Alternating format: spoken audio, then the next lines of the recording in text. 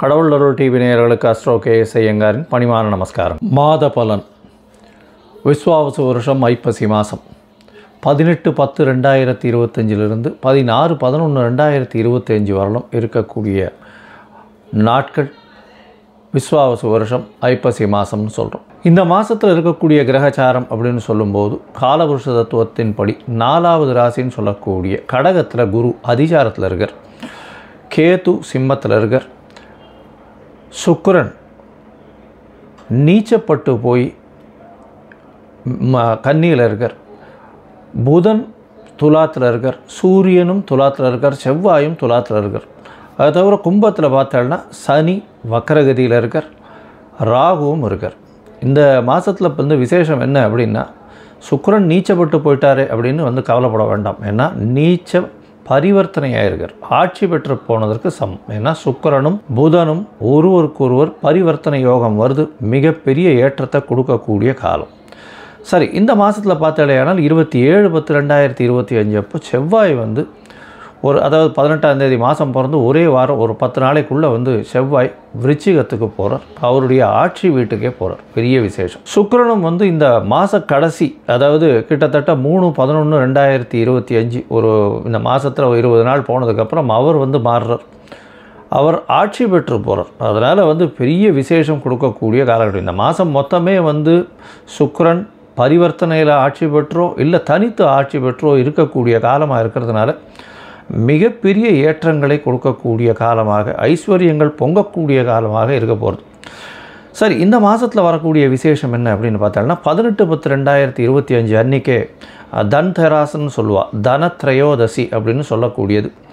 இந்த திரையோதசி லக்ஷ்மியை குபேரனையும் லக்ஷ்மியையும் வணங்கினோமே ஆனால் சாயந்தரம் உங்களால் முடிஞ்சது தங்கம் வாங்க முடிஞ்சதுன்னா வாங்குங்கோ, இல்லை துவரம்பருப்பு, அரிசி, வெல்லம் இது வாங்கி வச்சுட்டு, இல்லை உப்பு இது வாங்கி வச்சுட்டு பண்ணலையானால் மிகவும் விசேஷம். அதை தவிர தானங்கள் கொடுக்கறதுக்கு ரொம்பவும் ஏற்றமான காலம். இந்த மாதம் தீபாவளி வருது. எல்லாருக்கும் என்னுடைய தீபாவளி நல்வாழ்த்துக்கள். முதல்ல அதை தெரிவிச்சுக்கிறேன். அதாவது என்னுடைய நேயர்கள் அனைவருக்கும் என்னுடைய சேனலையும் சப்ஸ்கிரைப் பண்ணி கண்டினியூஸாக வாட்ச் பண்ணி நிறை குறைகளையும் சொல்லி வரக்கூடிய என்னுடைய சேனலை எடுத்து கொண்டு போகக்கூடிய அனைவருக்கும் என்னுடைய தீபாவளி நல்வாழ்த்துக்கள். 20ஆம் தேதி தீபாவளி, அதாவது சதுர்தசி தீபாவளி வருது. அதுக்கப்புறம் அமாவாசை, துலா அமாவாசை மிகவும் சிரேஷ்டமானது. துலா அமாவாசை அப்படின்னு சொல்லக்கூடியது பெரிய ஏற்றத்தை கொடுக்கக்கூடியது. அதுக்கப்புறம் கந்த சஷ்டி, அதாவது 27-10-2025 கந்த சஷ்டி சூரசம்ஹாரம் அன்னைக்கு சஷ்டி விரதம் முதலே ஆரம்பிச்சிடும். அமாவாசைக்கு அடுத்த நாள்லேருந்தே சஷ்டி விரதம் ஆரம்பிச்சிடும், சூரசம்ஹாரமும் வந்துடும். பௌர்ணமி விரதம் வருது இந்த மாதம். என்றைக்கு அப்படின்னா 5-11-2025 பௌர்ணமி, ஐப்பசி பௌர்ணமி. என்ன விசேஷம் அப்படின்னா, ஐப்பசி பௌர்ணமி அன்னாபிஷேகம்னு சொல்லுவாள். அன்னாபிஷேகம் மிகப்பெரிய ஏற்றம்.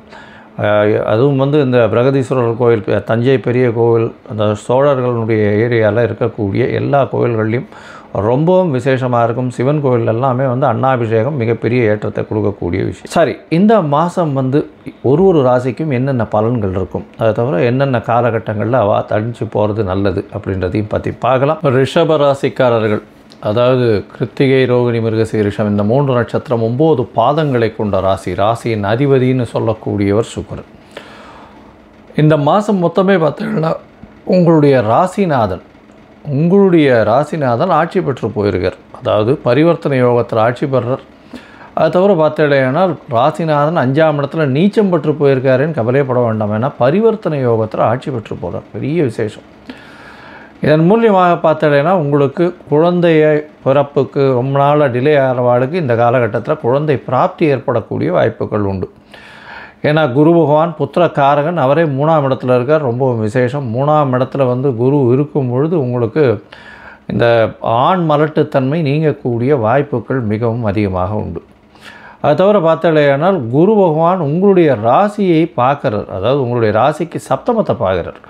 இதன் மூலியமாக பார்த்தலையானால் அதாவது திருமணத்திற்கு பார்த்து கொண்டிருப்பவர்களுக்கு நிச்சயமாக திருமண பாக்கியம் ஏற்படக்கூடிய வாய்ப்புகள் உண்டு. இந்த மாத கிரகங்கள் அப்படின்னு சொல்லக்கூடியது சூரியன், செவ்வாய், புதன் மற்றும் சுக்கிரன். இந்த 4 கிரகங்கள் வந்து மாத கிரகங்கள்னு சொல்லுவோம். சூரியன் உங்களுடைய ராசிக்கு 4ஆம் அதிபதி 6ஆம் இடத்துல போகிறார். 4ஆம் அதிபதி சுகஸ்தானாதிபதி 6ஆம் இடத்துல போகிறார். உடல் நலத்தில் சற்று பின்னடைவு இருந்தாலும் பெரிய பாதிப்புகள் ஏற்படக்கூடிய வாய்ப்புகள் இருக்காது. ஏன்னா 6ஆம் இடத்துல வந்து சூரியன் வரும்பொழுது சிறு சிறு சூட்டு தொல்லைகள், உஷ்ண உபாதைகள் வரக்கூடிய வாய்ப்புகள் நிச்சயமாக இருக்கும். இந்த காலகட்டத்தில் பார்த்தீங்களேனால் உங்களுடைய ராசிக்கு 6ஆம் இடத்துல இருக்கக்கூடிய சூரியனோட புதனும் இருக்கார், செவ்வாயும் இருக்கார். அதனால் வந்து போட்டி தேர்வுகள், போட்டி விஷயங்கள் எல்லாவற்றிலும் வெற்றி பெறக்கூடிய வாய்ப்புகள் உண்டு. புதுசாக வீடு வாங்கணுன்றதுக்கு, லோன் வாங்கிறதுக்கு நிச்சயமாக பாசிபிலிட்டி அதிகமாக இருக்கும். உங்களுடைய ராசிநாதன் 5ஆம் இடத்துல நீச்சப்பட்டு போகிறதுனால சிறு சிறு மன கிளேசங்கள் வரும். சற்று பயம் இருக்கக்கூடிய வாய்ப்புகள் உண்டு. அது இருந்தாலும் கவலைப்பட தேவையில்லை. ஏன்னா பரிவர்த்தனை யோகத்தில் ஆட்சி பெற்று 6ஆம் இடத்துல போய் இருக்கிறதுனால போட்டியில் வெற்றி பெறுவோமா மாட்டோமான்ற ஒரு மன கிளேசம் இருக்கும். இருந்தாலும் வெற்றி பெறக்கூடிய வாய்ப்புகள் மிகவும் அதிகமாக இருக்கக்கூடிய காலகட்டமாக அமையப்போகிறது. இந்த மாதத்தில் பார்த்தீங்களேனால் உங்களுடைய ராசிக்கு 6ஆம் இடத்துல இருக்கக்கூடிய செவ்வாய் பகவான் 7ஆம் இடத்துக்கு மாறுறார். அதாவது 27/10/2025க்கு மாறுறார். குரு பார்வையும் இருக்குது. அதனால் திருமண யோகம் நிச்சயமாக உண்டு.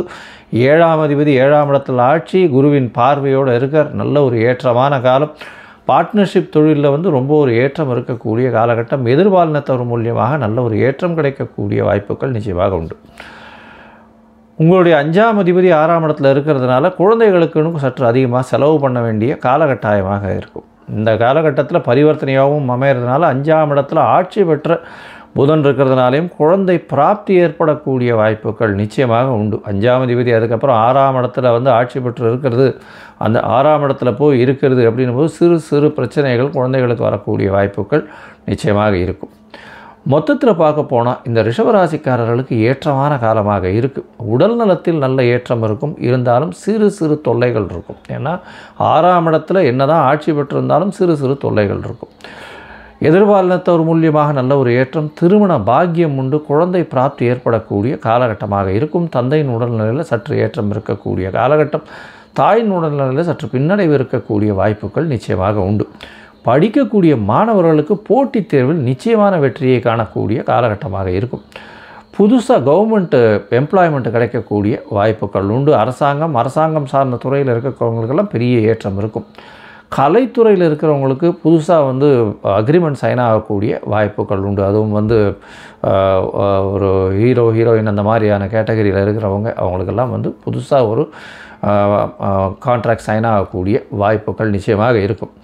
இந்த மாதத்தில் பார்த்தீங்கன்னா அதுவும் வந்து இந்த டெக்ஸ்டைல் இண்டஸ்ட்ரியில் இருக்கிறவங்களுக்கு நல்ல ஒரு பூம் இருக்கும், நல்ல ஒரு ஏற்றம் இருக்கும். பால் பதனிடும் தொழிலில் இருக்கிறவங்களுக்கு நல்ல ஒரு ஏற்றம் இருக்கக்கூடிய காலகட்டம். அதை தவிர வந்து வைர வியாபாரம் பெரிய ஏற்றம் இருக்கும். வெள்ளி வியாபாரம் பெரிய ஏற்றத்தை தொடக்கூடிய வாய்ப்புகள் நிச்சயமாக உண்டு. இந்த மாதத்தில் பார்த்தோன்னா சில நாட்கள் நீங்கள் வந்து தள்ளி போடுறது நல்லது. அந்த சில நாட்கள் வந்து சந்திராஷ்டம நாள்னு சொல்கிறோம். அந்த சந்திராஷ்டம நாள்களில் சில விஷயங்கள், அதாவது புதுசாக முயற்சிகள் வேண்டாம், எடுக்க வேண்டாம்னு சொல்கிறோம். புதிய முயற்சி வேண்டாம், வெளிமாநில பிரயாணம் வேண்டாம்னு சொல்கிறோம். அந்த காலகட்டத்தில் கொஞ்சம் தள்ளி இருக்கிறது ரொம்பவும் நல்லது. ஒருவேளை அந்த மாதிரி பண்ண வேண்டிய கட்டாயம் இருந்ததே ஆனால் அருகில் இருக்கக்கூடிய கோசாலையில் அகத்திக்கீரை கட்டு கொஞ்சம் பசுமாட்டுக்கு கொடுத்துட்டு போங்க. உங்களுக்கு வரக்கூடிய வந்த தடங்கள் சந்திராஷ்டமத்தினால அது வந்து நிச்சயமாக விலகி போகும். சரி, இந்த மாதம் வந்து நீங்கள் நரசிம்மரை வழிபடுங்க. அதுவும் பரிக்கல் நரசிம்மர் கோவிலுக்கு போயிட்டு வாங்க. அதாவது கடலூர் பக்கத்தில் இருக்கக்கூடிய பரிக்கல் அப்படின்ற இடத்துல இருக்கக்கூடிய நரசிம்மர் கோவிலுக்கு போயிட்டு வாங்க. உங்களுக்கு இதுவரையிலும் இருக்கக்கூடிய தோஷங்கள் எல்லாம் நீங்கி நல்ல ஒரு ஏற்றமான காலம் அமையக்கூடிய வாய்ப்புகள் அதிகம். கடவுள் அருள் டிவியை பார்த்தமைக்கு நன்றிகள். மேலும் இது போன்ற தகவல்களை தெரிந்து கொள்ள கடவுள் அருள் டிவியை சப்ஸ்கிரைப் செய்யுங்கள். மறக்காமல் பெல் ஐக்கானை கிளிக் செய்யுங்கள்.